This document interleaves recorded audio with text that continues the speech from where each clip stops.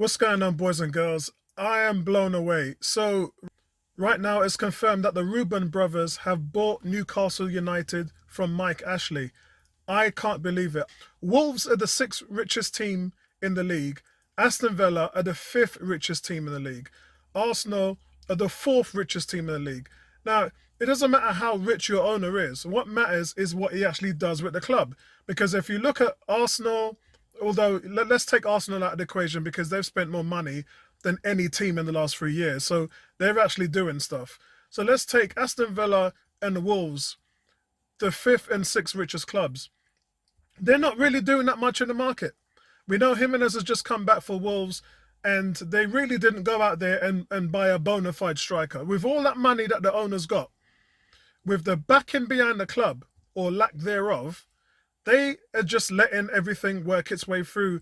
Some clubs, a lot of clubs actually, are running Arsene Wenger's sustainability program.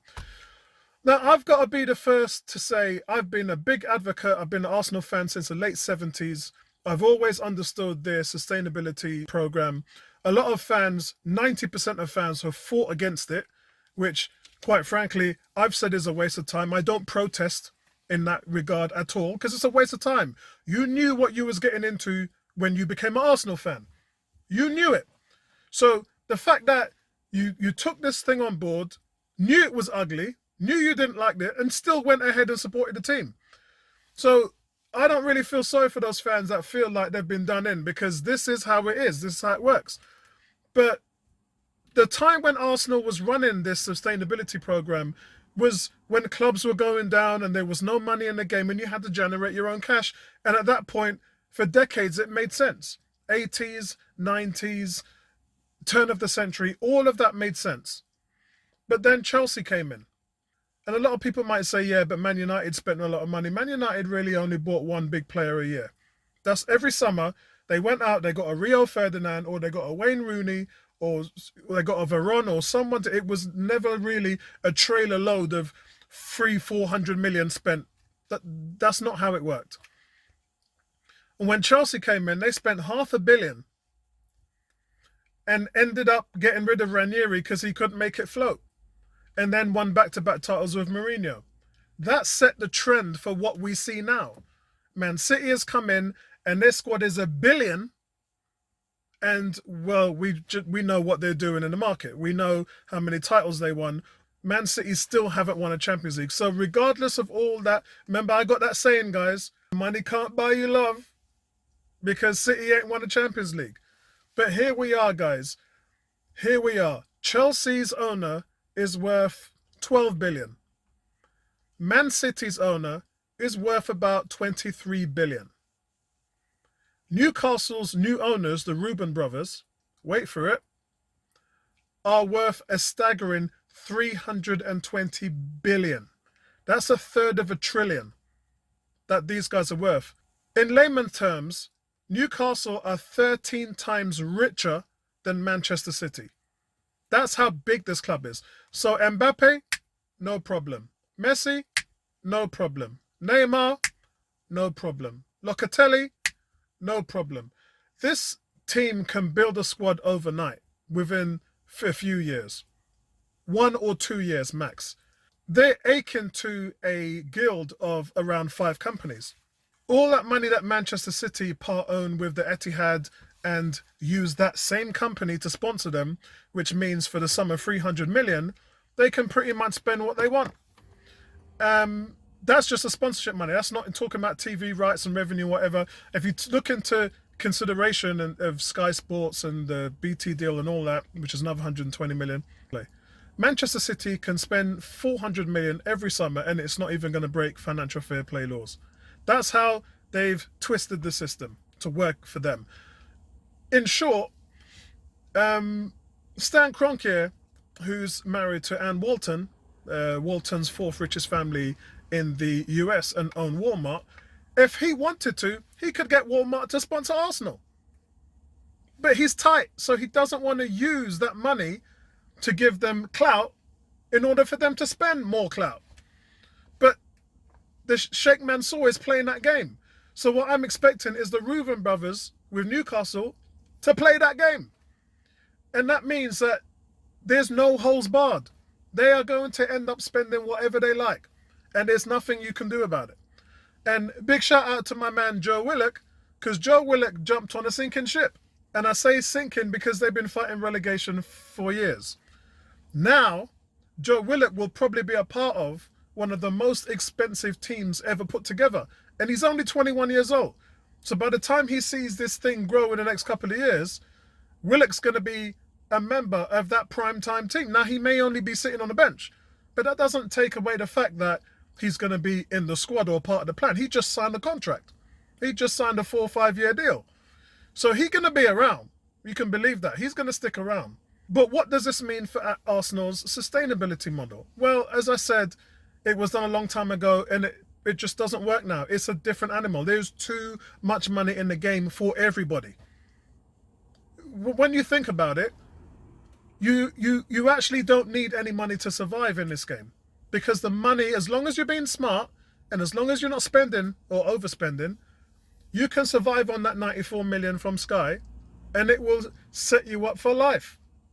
Don't matter if you're Watford coming into the league, don't matter if you're Norwich, don't matter if you're anyone else, Stoke, don't matter if you're Blackpool, don't matter if you're Derby, Wigan, whoever.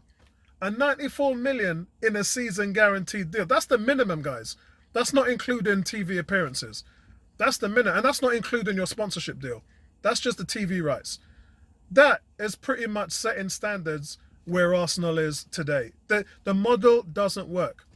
And me and Bertram talked about the Super League that they were getting sorted out, which would have paid Arsenal between 100 to 200 million per season.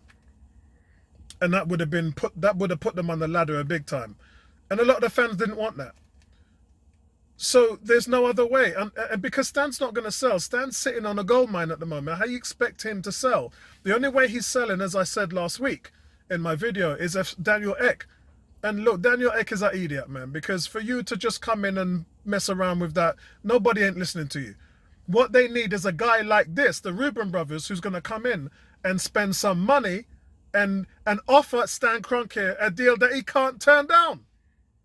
2.5 billion. Bang, done. And if you're an Arsenal fan and you really want the club, offer him 2.8, 2.9 or 3 billion. He'll never say no. Because the Arsenal is in the red right now. We've gone back-to-back year losses. 82 million this club has lost in the last 2 seasons. And it's just spent 150 million in the market. So you're going to incur more losses. You're not going to earn money this year. The fact that the fans have come back to the stadium and you've got gate receipts, concessions, that's about 140 million quid. So Arsenal was, quite happy to go in and spend money that they didn't have and front load and levy that money because they knew that they could pay off for it. They knew that the fans were back and there's a whole new catering set up at Arsenal now.